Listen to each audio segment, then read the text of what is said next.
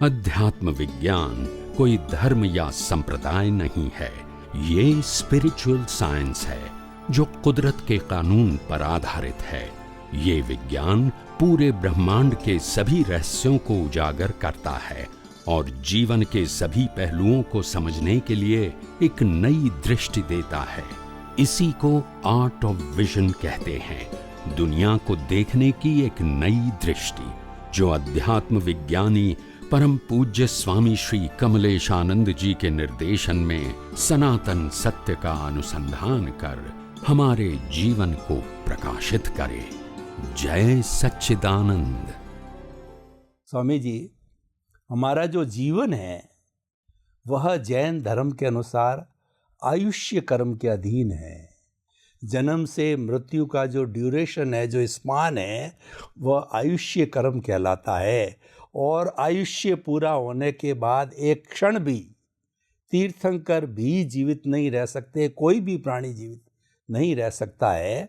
तो इस आयुष्य कर्म के बंध के बारे में थोड़ा मैं आपसे जानकारी अध्यात्म विज्ञान की दृष्टि से करना चाहता हूँ कि जो जैन दर्शन क्या मानता है कि जीवन का 2/3 चला जावे। उदाहरण के तौर पर मान लीजिए कि किसी का किसी का ये जीवन 90 वर्ष का है, तो 2/3 का मतलब 60 ईयर्स के अंतर मुहूर्त के अंदर जैसे भाव होते हैं वैसे आयुष्य का बंध होता है, जैसी लेशिया होती है वैसे आयुष्य का बंध होता है। और इस तरीके से ये प्रक्रिया चलती रहती है। और जैन दर्शन ये कहता है कि जिस किसी भी अटेम्प्ट के अंदर, जो अटेम्प्ट में आयुष्य कर्म का बंध हो गया, फिर उसके बाद के अंदर नेक्स्ट अटेम्प्ट नहीं होती। पहले में हो गया फाइनल, दूसरे में हो गया फाइनल, टुकड़े करते करते नहीं हुआ तो लास्ट तक जो अंतमति सो गति, जो अंत समय के अंदर जैसे भाव होंगे, जैसी लेशिया होगी, वैसा उसका जो आयुष्य का बंद हो जाएगा।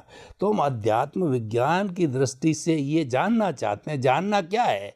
वो कहते हैं कि एक बार जब जो है वो स्पष्ट रूप से अगर मान लो बंद हो गया तो फिर उसमें करेक्शन की कोई गुंजाइश नहीं है। तो अध्यात्म विज्ञान इसके बारे में क्या कहता है? अध्यात्म विज्ञान के अंदर स्पिरिचुअल साइंस में साफ बताया है कि हर इंसान या हर जीव प्रत्येक समय कर्म को तो चार्ज करता ही है, कर्म तो बांधता ही है, मगर नेक्स्ट बर्थ का पहला picture, first photos for next birth, नया बर्थ कैसे आएगा, नया जन्म कैसा होगा, इसका पहला पिक्चर कब होता है लाइफ में।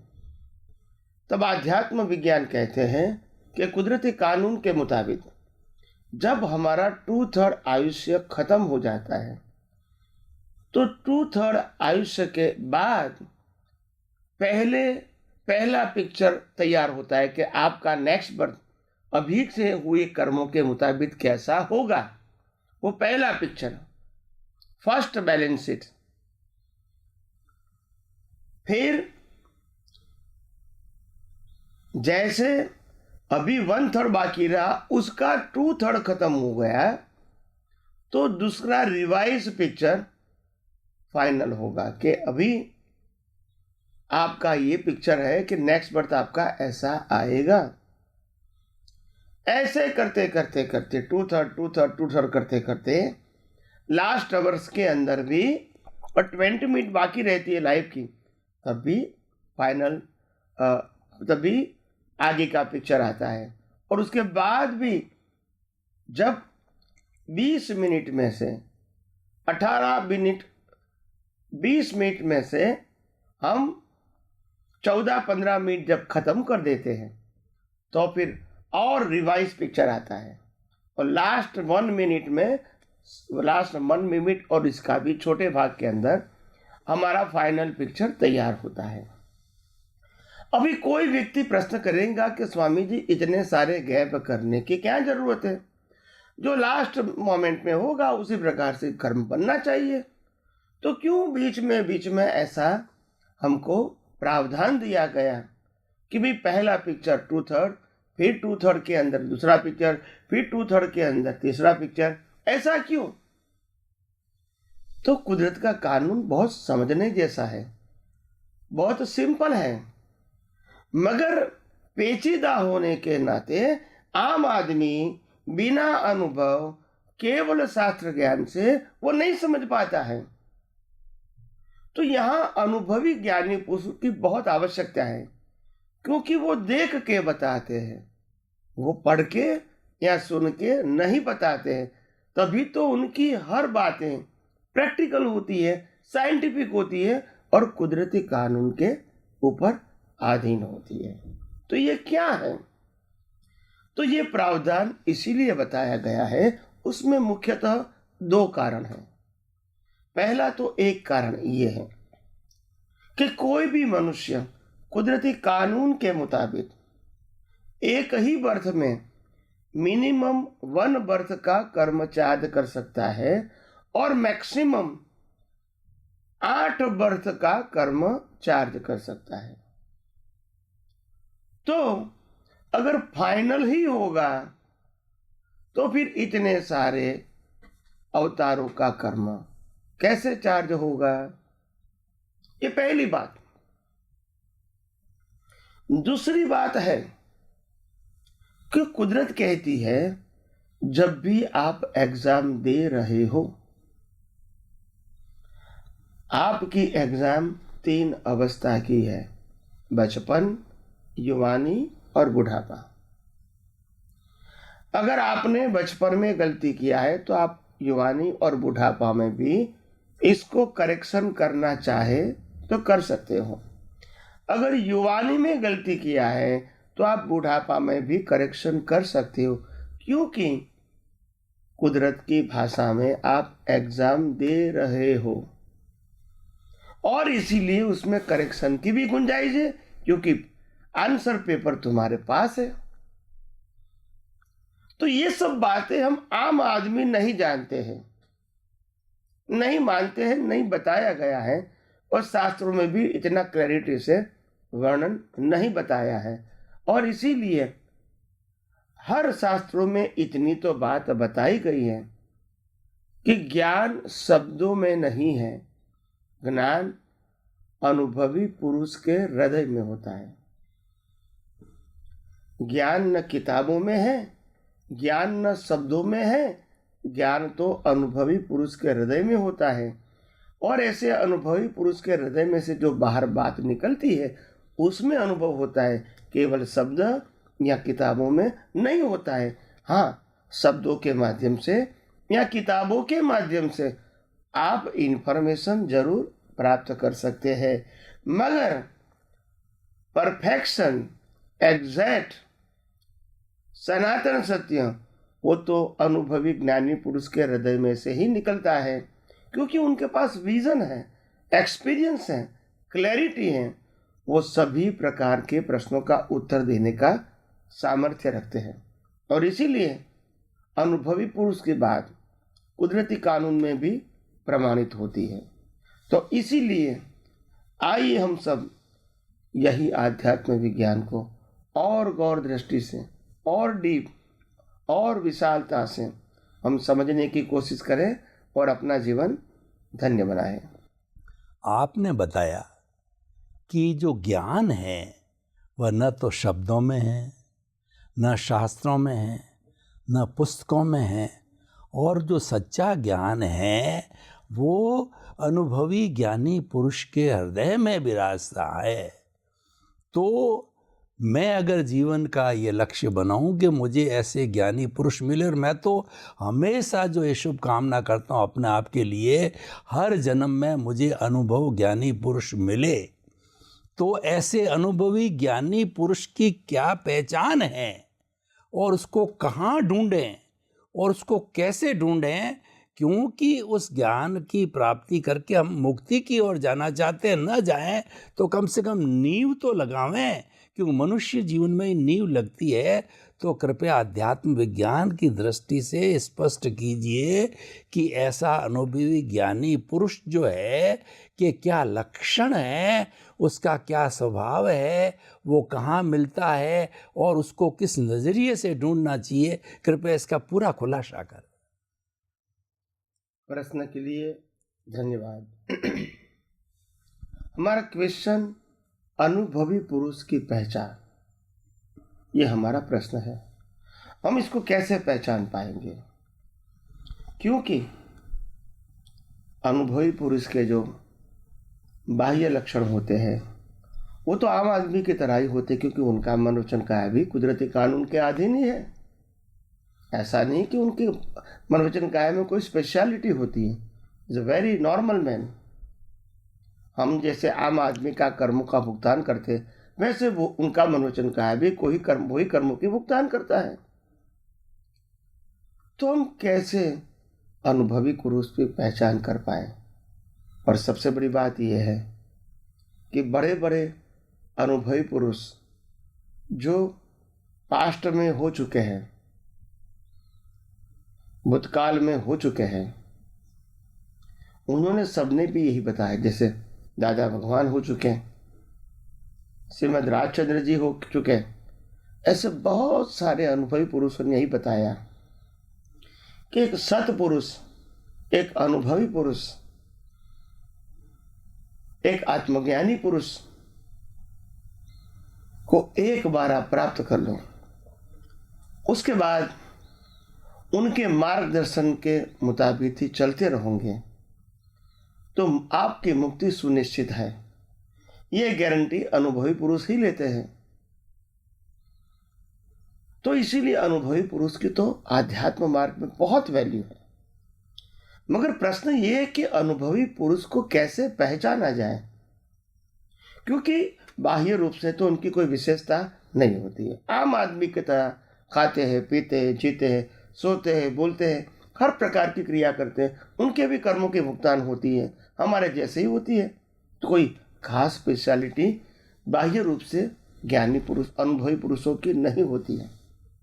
फिर भी अगर हम इसको पहचान सके तो उनका साइन या तो सिम्टम्स दिखाता हूं। ज्ञानी पुरुषों की जो अनुभवी पुरुष की आंखें होती है उनमें वितरागता होती है। वितरागता का मतलब होता है जहाँ राग करना है वहाँ राग नहीं होता है, और जहाँ द्वेष करना है वहाँ द्वेष नहीं होता है। वो उनकी दृष्टि का प्रभाव होता है, वितराग। और इसलिए उनकी दृष्टि, ये आंखों की बात नहीं है, आंखों के पीछे की दृष्टि की बात है। इतना प्रभाव होता है कि वही वितराग दृष्टि से एनवायरनमेंट बन जाता है, और वो एनवायरनमेंट की इफेक्ट आम आदमी को भी हो जाती है। एक महाशय ने हमको बहुत समय पहले प्रश्न किया था कि क्या अनुभवी ज्ञानी पुरुष से भी एनवायरनमेंट बनता है जो आम आदमी इसको अनुभव कर सके? तो मैंने कहा अवश्य। उन्होंने कहा कृपा करके एग्जाम्पल देकर समझाने की कोशिश कीजिए। तो मैंने कहा एक अगरबत्ती जो आती है 5, 10, 15 पैसे की, अगर अगरबत्ती हमने कमरे में उनको प्रकट किया है और ये कमरे के अंदर 50 लोग बैठे हैं, क्या अगरबत्ती की स्मेल 50 लोगों को नहीं मिलेगी? तो इसीलिए उनकी हाजिरी में जो संसार रूपी माया है वो दूर रहती है, और जैसे ही उनका सानिध्य खत्म हो जाता है माया हमारे जीवन के साथ जुड़ जाती है। तो ये उनका एक प्रमाण है, दृष्टि। दूसरा प्रमाण है अनुभवी ज्ञानी पुरुष की भाषा जो व्यक्त करते हैं। भाषा का मतलब क्या है? भाषा का मतलब है उनकी जो वाणी है, जो हम सनातन सत्य के रूप में उनकी भाषा को, उनकी वाणी को सुनते हैं, ग्रहण करते हैं, सिद्धांत के रूप में सुनते हैं, समझते हैं। तो उनकी वाणी सबसे पहले अनुभव के माध्यम से होती है, उनके दर्शन के माध्यम से होती है, किताबों के माध्यम से, रेफरेंस के आधार से, या तो मेमोरी के माध्यम से उनकी स्पीच नहीं होती है। उनके पास 24 आवर्स का विजन है, अनुभव का। और विजन का मतलब होता है सनातन सत्य या कुदरती कानून की अवेयरनेस 24 आवर्स होती है। तो वो अनुभवी पुरुष जब अनुभव से बताते हैं तो उनकी भाषा सैद्धांतिक होती है और वो सिद्धांत कुदरती कानून के ऊपर आधारित होता है, कोई धर्म, संप्रदाय, व्यक्ति या संस्था के ऊपर आधारित नहीं होता है। तो ये उनका लक्षण है, उनकी भाषा सैद्धांतिक होती है। वो किताबों में से देख कर नहीं बोलते हैं, किताबों को कंठस्थ करके नहीं बोलते हैं, सिर्फ किताबों को रेफरेंस दे के नहीं बोलते हैं। वो अपने अनुभव में जो भी आया है सिद्धांत के रूप में वो एज इट इज बताने की कोशिश करता है। और एग्जाम्पल भी उनके इतने परफेक्ट और सिंपल होते हैं जो आम आदमी उनको आसानी से समझ पाते हैं। तो ये उनके दो लक्षण होते हैं। मगर ज़्यादातर इस कलयुग के अंदर ऐसे व्यक्तियों को मिलना और ऐसे व्यक्तियों को मिलने के बाद समझना, वो समझने की हमारे पास दृष्टि नहीं होती है। न हम इनको आँखों से पहचान पाते हैं और न हम उनको जबान से भी समझ पाते हैं, क्योंकि हमारा इतना डेवलपमेंट नहीं है। बहुत कम लोग ज्ञानी पुरुष को वास्तव में दृष्टि से या भाषा से ज्ञानी पुरुष को अनुभवी ज्ञानी पुरुष के रूप में पहचान पाते हैं, क्योंकि हमारे पास ऐसा ब्रॉड विजन नहीं है। मगर जैसे जैसे उनके परिचय में आते हैं तो अवश्य ये बातें समझ में आती हैं कि ये अनुभवी ज्ञानी पुरुष जो कुछ भी बोलते हैं वो संपूर्ण अनुभव से ही बोलते हैं। कहने का मतलब यह है कि अनुभवी पुरुष को पहचानने के लिए जो हमने दृष्टि की और उनकी वाणी की बात किया, मगर वो कलयुग में आज बहुत कम लोग होते हैं डायरेक्टली दृष्टि और वाणी से पहचान पाते हैं। मगर हाँ, पुण्य के माध्यम से, विशिष्ट प्रकार के पुण्य के माध्यम से, कर्म के उदय के अधीन हमको ऐसे अनुभवी ज्ञानी पुरुष मिल सकते हैं।